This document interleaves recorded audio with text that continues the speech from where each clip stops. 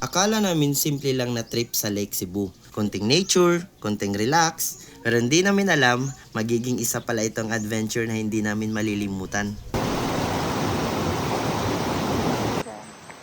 Annyeonghaseyo! Hello, nandito tayo ngayon sa Kapninging ko. What?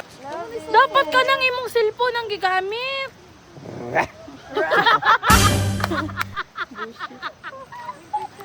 Nga na mag-vlog. So, ang buntag sa iyo, guys! At ayun na nga, unang stop, Daan Kini Falls. Habang papunta kami paakyat, pababa, akala mo hiking training na sa sobrang hirap. Pero bawat pagod, sulit kasi palapit kami ng palapit sa tunog ng tubig. Hanggang sa biglang lumabas yung falls. Sobrang ganda at parang panaginip. So guys, namin dire karon sa Daan Kini. Pero ginatawag daw nila dire Trankini. Minsan naririnig ng iba na Trankini dahil sa accent o mabilis na pagsasalita. Lalo na sa local storytelling o tour guides. May mga lugar na binibigyan ng informal names ng mga locals o visitors. Pero hindi ito official tourism name. Ang talagang kilala sa Lake Cebu ay Daan Kini Falls. Ito ang opisyal at mas ginagamit na pangalan ng falls sa area. So guys, mga ligo namin. 1, 2,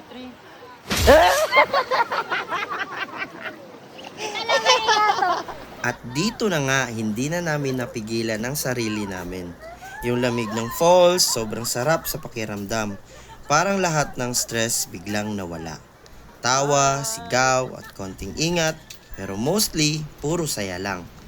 Sandaling tumigil ang oras, walang problema, walang iniisip, kundi yung simpleng moment na nandito kami, magkakasama at ramdam ang buhay. At sa gitna ng malamig na tubig, napangiti na lang kami at nasabi, worth it lahat ng pagod. Okay guys, tapos kami maligo guys. So, transition na ta.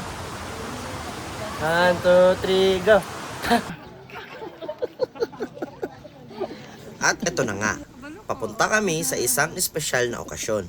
Ngayon ay isang napaka-importanteng araw dahil ipinagdiriwang namin ang 80th birthday ni Lola Nilda. At nagsimula ang programa sa isang simpleng panalangin bilang pasasalamat sa taon ng buhay ni Lola Nilda. Sunod naman ang kantahan ng happy birthday habang masayang nakangiti si Lola. Napakaganda ng moment na yon. Isang alaala na siguradong mananatili sa aming mga puso. Siyempre, hindi mawawala ang masasarap na handa. Sama-sama kaming kumain at nagkwentuhan. Pagkatapos ng selebrasyon, sinulit namin ang araw sa Lake Cebu. Talagang napakaganda ng lugar. Presko ang hangin, tahimik ang paligid, at napaka-relaxing ng tanawin.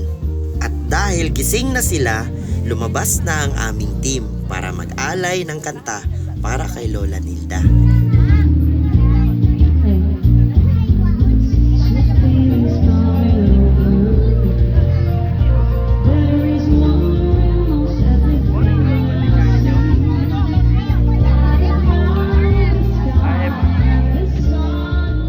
Bago kami umuwi, binigyan kami ng sandamakmak na saging bilang pasalubong pauwing Jensan.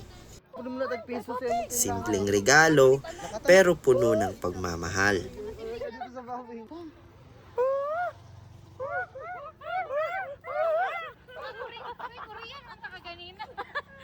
Bago matapos ang araw, nagpunta muna kami sa isang coffee shop para magpahinga at namnamin ang mga nangyari sa buong maghapon.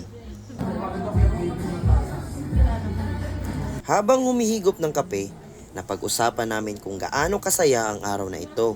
Mula sa biyahe, sa birthday celebration, sa ganda ng Lake Cebu, hanggang sa simpleng pasalubong at tawanan. Isang araw na puno ng tawanan, kwentuhan, kantahan at pagmamahalan kasama ang pamilya. Mula sa biyahe hanggang sa simpleng sandali na nagsama-sama tayo, lahat ng yan ay mananatiling espesyal sa puso natin. Maraming salamat sa pagsama ninyo. See you sa susunod nating kwento.